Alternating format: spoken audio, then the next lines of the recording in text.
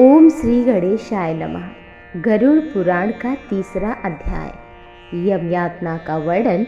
चित्रगुप्त द्वारा श्रवणों से प्राणियों के शुभाशुभ कर्म के विषय में पूछना, श्रवण द्वारा धर्मराज को बताना और धर्मराज का दंड निर्धारण करना। गत्वा पापी यमालये कीदृशीं यातना भुंक्ते तन्मे कथय केशव। गरुड़ ने कहा, हे केशव, यम मार्ग की यात्रा पूरी करके यम के भवन में जाकर पापी किस प्रकार से यातना भोगता मुझे बताइए। श्री भगवान बोले, हे गरुड़, नरक यातना को मैं आदि से लेकर अंत तक कहूँगा, जिसके श्रवण करने मात्र से भक्त होने पर भी तुम कांप जाओगे। हे कश्यप नंदन, भवभूतिपुर के आगे 44 योजन में फैला हुआ धर्मराज का विशाल पुर है। हाहाकार से परिपूर्ण उस पुर को देखकर पापी क्रंदन करने लगता है, क्योंकि वह बहुत भयावह है। द्वारपाल के पास जाकर उस पापी के विषय में यमपुर के गण बताते हैं। धर्मराज के द्वार पर सर्वदा धर्मध्वज नाम का प्रतिहार स्थित रहता है। द्वारपाल चित्रगुप्त से उस प्राणी के शुभ कर्म को बताता है। उसके बाद चित्रगुप्त भी उसके विषय में धर्मराज से निवेदन करते हैं। हे तारक्ष, जो नास्तिक और महापापी प्राणी हैं, उन सभी के विषय में धर्मराज यथार्थ रूप से भली भांति जानते हैं, तो भी चित्रगुप्त से उन प्राणियों के पाप के विषय में पूछते हैं। और सर्वज्ञ चित्रगुप्त भी श्रवण से पूछते हैं। श्रवण कौन है? ब्रह्मा के पुत्र। वो स्वर्ग, पृथ्वी, पाताल तक विचरण करने वाले सभी प्राणियों के कर्म अशुभ शुभ को सुन लेते हैं, उनके नेत्र देख लेते हैं। श्रवणी नाम की उनकी पृथक पृथक पत्नियां हैं, श्रवणों के समान ही हैं। वे सब कुछ जानती हैं। मनुष्य छिपकर या प्रत्यक्ष जो कहता करता है, वह सब श्रवणिया चित्रगुप्त से बताते हैं। वे श्रवण और श्रवणिया धर्मराज के गुप्तचर हैं, जो मनुष्य के मानसिक वाचिक कर्म सभी प्रकार के शुभ अशुभ कर्म को ठीक ठीक जानते हैं। वहाँ ना पैसा चलता है, न धन, केवल सत्कर्म। मनुष्य और देवताओं के अधिकारी वे श्रवणिया सत्यवादी हैं। उनके पास ऐसी शक्ति है कि वो संपूर्ण मनुष्य के कर्म को जानते हैं। व्रत, दान और सत्य वचन से जो मनुष्य उन्हें प्रसन्न करता है, उसके प्रति वे सौम्य स्वर्ग और मोक्ष प्रदान करने वाले हो जाते हैं।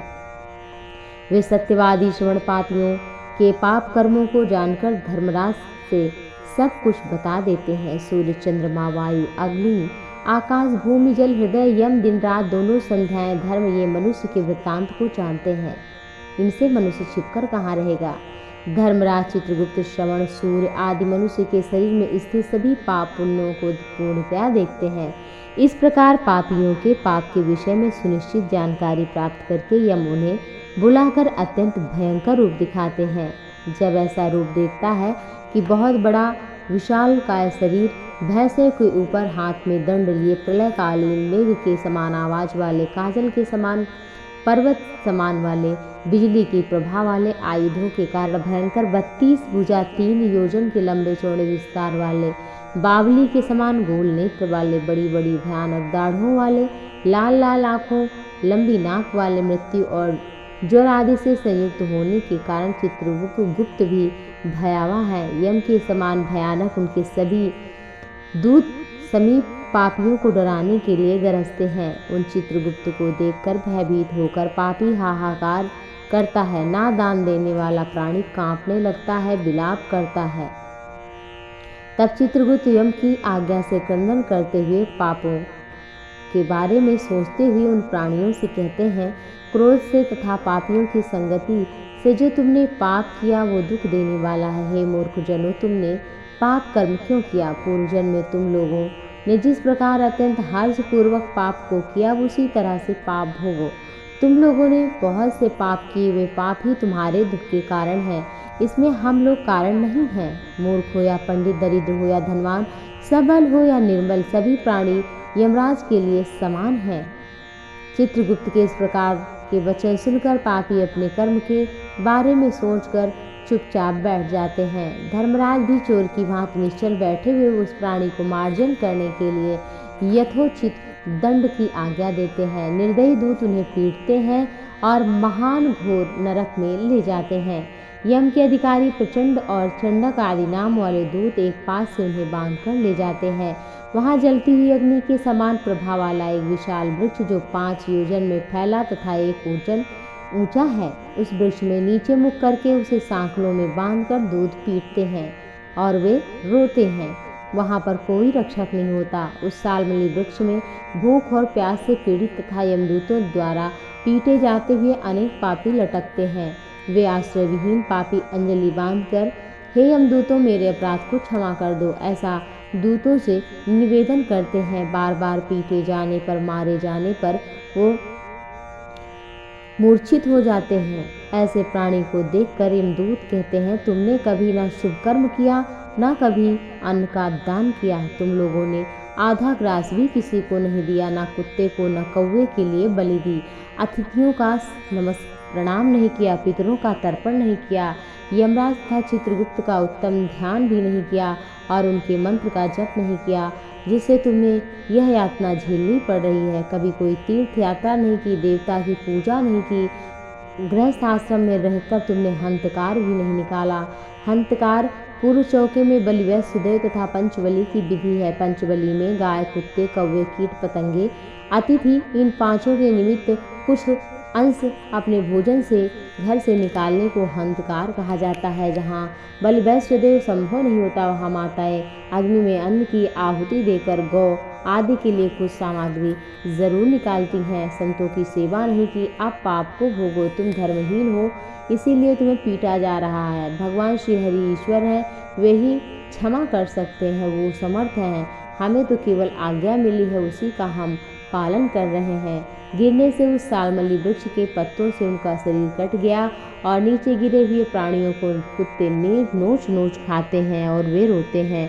रोते हुए उन पापियों के मुख में यमदूत धूल भरते हैं तथा विविध पासों से मार करके, बांध करके पीट देते हैं। कुछ पापी और से काष्ठ की भांति 2 टुकड़ों में किए जाते हैं, कुछ भूमि पर गिराकर कुल्हाड़ी से खंड खंड किए जाते हैं, कुछ गड्ढे में आधा गाड़कर सिर में बाणों से भेदन किया जाता है, कुछ दूसरे पेरने वाले यंत्र में डालकर इक्षुदंड गन्ने की भांति पेरे जाते हैं, कुछ को चारों ओर से जलते हुए अंगारों से युक्त उलमुल जलती हुई लकड़ी से ढक करके लौह पिंड की भांति धुतकाया जाता है, कुछ को घी के खौलते हुए कड़ाहे में, कुछ को तेल के कड़ाहे में तले जाते हुए बड़े की भांति धक चलाया जाता है।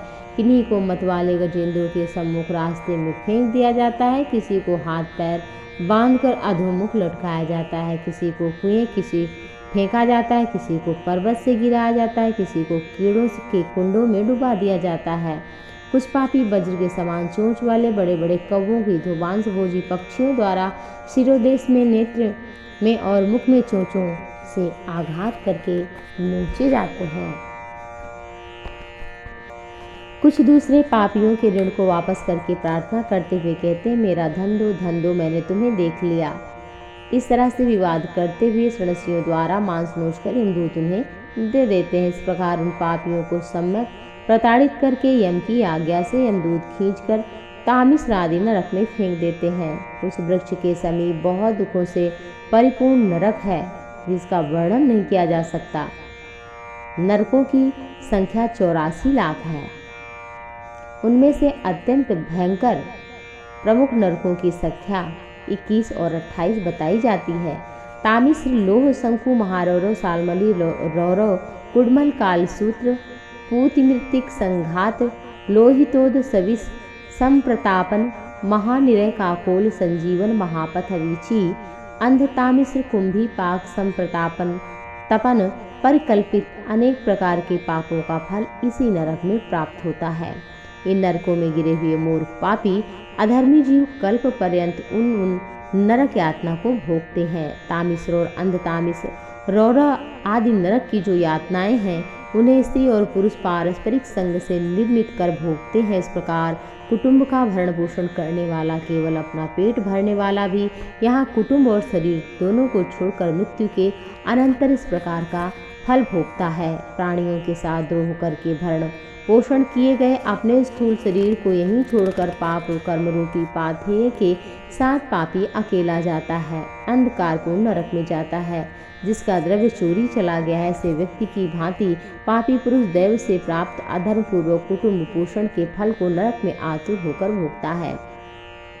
केवल अधर्म से कुटुंब के भरण पोषण के लिए प्रयत्नशील व्यक्ति अंधकार की पराकाष्ठा अंधकामिश्र नामक नरक में जाता है। मनुष्य के नीचे नरकों की यातनाएं जितनी हैं, उनका भोग भोगते हुए वह पापी शुद्ध होकर पुनः जन्म लेने योग्य होकर के मृत्युलोक में जन्म पाता है। इस प्रकार यह तीसरा अध्याय पूर्ण हुआ। चौथा अध्याय नरक प्रदान करने वाले पाप कर्म।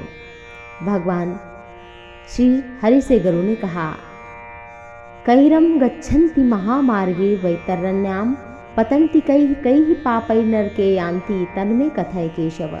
हे केशव, पापों के कारण पापी मनुष्य यमलोक के मार्ग में जाते हैं, किन पापों से वैतरणी में गिरते हैं तथा किन पापों के कारण नरक में जाते हैं, वह मुझसे बताइए। भगवान बोले, पाप कर्म में लगे शुभ कर्म से विमुख प्राणी एक नरक से दूसरे नरक को जाते हैं। दुख के बाद दूसरे दुख, भय के बाद दूसरा भय प्राप्त करते हैं। धार्मिक जन धर्मराजपुर में 3 दिशाओं में स्थित द्वारों से जाते हैं और पापी पुरुष दक्षिण द्वार के मार्ग से ही वहां जाते हैं। इस महान दुखदायी दक्षिण मार्ग में बैतरणी है। जो पुरुष पापी हैं उन्हें मैं तुम्हें सुनाता हूँ। जो ब्राह्मण की हत्या करता है, सुरापान करता है, गोघाती, बाल हत्यारे, स्त्री की हत्या करने वाले, गर्भपात करने वाले, गुप्त रूप से पाप करने वाले, गुरु के धन को हरण करने वाले, ब्राह्मण का धन हरण करने वाले, स्त्री द्रव्यहारी, बाल द्रव्यहारी, जो ऋण लेकर न लौटाने वाले, धरोहर का अपहरण करने वाले, विश्वासघात करने वाले, विषान्न न देकर मार डालने वाले, दूसरे के दोष को देखने वाले, गुणों की प्रशंसा न करने वाले, गुणवान के साथ डाह रखने वाले, नीच के साथ अनुराग, मूढ़ सत्संगति से दूर हैं, जो तीर्थ सज्जन सत्कर्म गुरुजन और देवताओं की निंदा करते हैं, पुराण वेद मीमांसा न्याय वेदांत को दूषित करते हैं, दुखी व्यक्ति को देखकर प्रसन्न होते हैं, प्रसन्न को देखकर दुखी, दुर्वचन बोलने वाले तथा दूषित चित्त वाले हैं, जो हितकर वाक्य और शास्त्रीय वचनों को कभी नहीं सुनने वाले, अपने को सर्वश्रेष्ठ समझने वाले, घमंडी, मूर्ख होते हुए अपने को विद्वान समझने वाले, ये तथा अन्य बहुत पापों का अर्जन करने वाले अधर्मी रात दिन रोते हुए यम मार्ग में जाते हैं। यमदूतों के द्वारा पीटे जाते हुए वो बैतरणी नदी की ओर जाते हैं, उसमें गिरते हैं। जो माता पिता गुरुजनों की सेवा नहीं करते, पूज्यजनों को अपमानित करते हैं, वो बैतरणी में डूबते हैं। जो पुरुष पतिव्रता सच्चरित उत्तम कुल में उत्पन्न विनय से युक्त स्त्री से द्वेष करके छोड़ देता है, बैतरणी में जाता है। जो हजारों गुणों के होने पर भी सत्पुरुषों में दोष का आरोपण करते हैं और उनकी अवहेलना करते हैं, वचन देकर ब्राह्मण को यथार्थ रूप में दान नहीं देते, बुलाकर व्यक्ति नहीं कहते हैं, वे दोनों बैतरणी में निवास करते हैं। स्वयं दी हुई वस्तु का अपहरण कर लेता है, दान देकर पश्चाताप करता है, दूसरे की आजीविका का हरण तथा दान देने से रोकता है, यज्ञ का विध्वंस करता है, कथा भंग करता है, क्षेत्र की सीमा का हरण करता है, गोचर भूमि को जोतता है, वह बैतरणी नदी में पड़ता है। ब्राह्मण होकर रस विक्रय करता है, वृषली का पति शूद्र स्त्री का ब्राह्मण पति बनता है। वेद प्रतिपादित यज्ञ के अतिरिक्त है, ब्राह्मण और रस विक्रय करने वाला वृषली का पति शूद्र स्त्री का ब्राह्मण पति वेद प्रतिपादित यज्ञ के अतिरिक्त अपने लिए पशुओं की हत्या करता है। ब्रह्म कर्म से चित मांस भोजी, मद्य पीने वाला, उच्च श्रृंखल स्वभाव वाला, शास्त्र के अध्ययन से रहित ब्राह्मण, वेद पढ़ने वाला शूद्र, कपिला का दूध पीने वाला शूद्र, यज्ञोपवीत धारण करने वाला शूद्र, ब्राह्मणी का पति बनने वाला शूद्र, राजमहिषी के साथ व्यभिचार करने वाला, पराई स्त्री का अपहरण, कन्या के साथ कामाचार की इच्छा करने वाला तथा सतीत्व का जो नाश करने वाला है, ये सभी इसी प्रकार और बहुत से निषिद्ध आचरण करने में उत्सुक तथा शास्त्र विहित कर्मों को त्यागने वाले मूर्जन बैतरणी में गिरते हैं।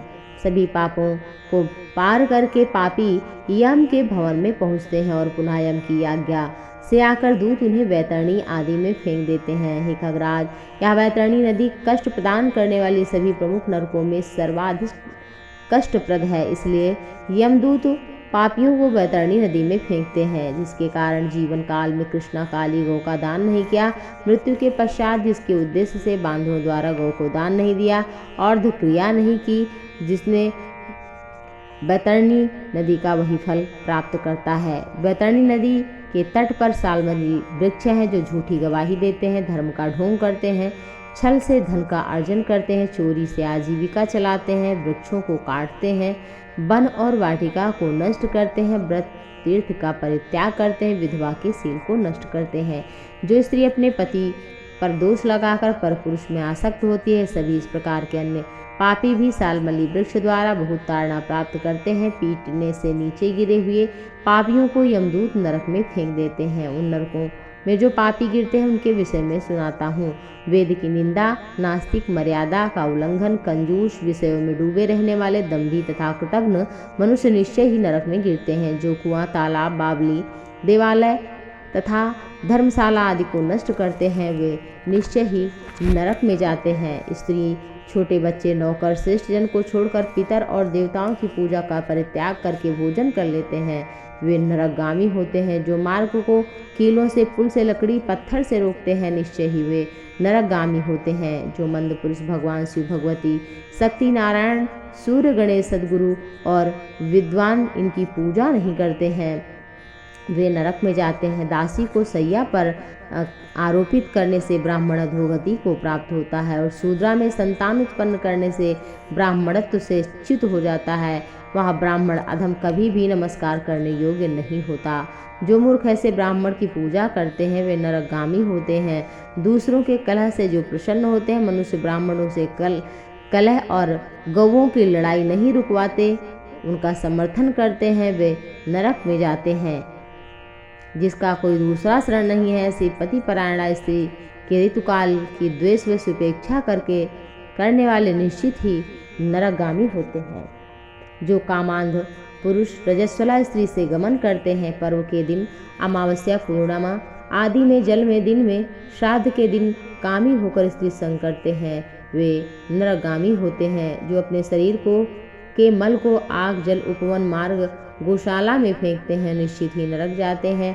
जो हथियार बनाने वाले, बाण और धनुष का निर्माण करने वाले हैं, इनका विक्रय करने वाले नरकगामी होते हैं। चमड़ा बेचने वाले वैश्य, केस योनि का विक्रय करने वाली स्त्रियां, विषय का विक्रय करने वाले, ये सभी नरकगामी होते हैं। जो अनाथ के ऊपर कृपा नहीं करते, सत्पुरुषों से द्वेष करते हैं, निरपराध को दंड देते हैं, वे नरकगामी होते हैं। आशा लगाकर घर पर आए हुए ब्राह्मण याचक को भोजन नहीं देते, न कराते हैं, वे भी नरक जाते हैं। जो प्राणियों में विश्वास नहीं करते, अजितेंद्रिय पुरुष नियम को स्वीकार करके बाद में उन्हें त्याग देते हैं, वे नरकगामी होते हैं। जो आध्यात्म विद्या प्रदान करने वाले को गुरु नहीं मानते, जो पुराण वक्ता को नहीं मानते, वे नरक में जाते हैं। जो व्यक्ति मित्र से द्रोह करते हैं, व्यक्तियों की आपसी प्रीति का भेदन तथा दूसरे की आशा को नष्ट करते हैं, विवाह को भंग करते हैं, देव यात्रा में विघ्न, तीर्थयात्री को लूट लेते हैं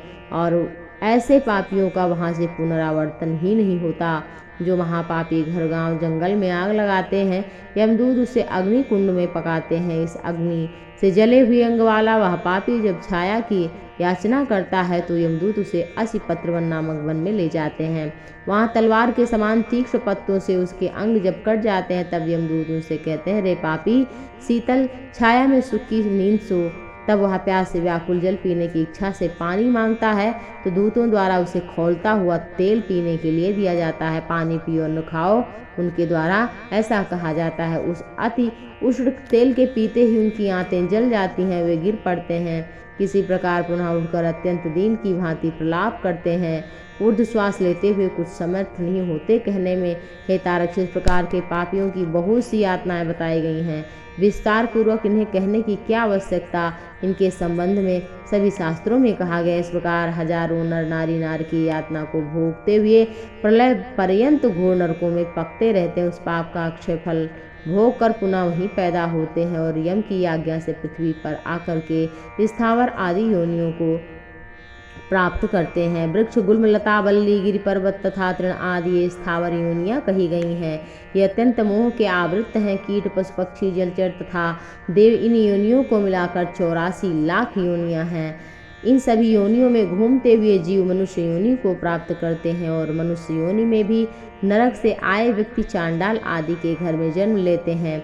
उसमें भी कुष्ठ आदि पाप चिन्हों से बहुत दुखी रहते हैं। किसी को गलित कुष्ठ होता है, कोई जन्म से अंधा, कोई महारोग से व्यथित। इस प्रकार पुरुष और स्त्री में पाप के चिन्ह दिखाई पड़ते हैं। इति गरुड़ पुराणे सारोद्धारे नरक प्रद पाप चिन्ह निरूपणम नाम चतुर्थो अध्याय। इस तरह से चौथा अध्याय पूर्ण हुआ, पूर्ण हुआ, पूर्ण हुआ, पूर्ण हुआ, पूर्ण हुआ, पूर्ण हुआ, पूर्ण हुआ, पूर्ण हुआ, पूर्ण हुआ, पूर्ण हुआ, पूर्ण हुआ, पूर्ण हुआ।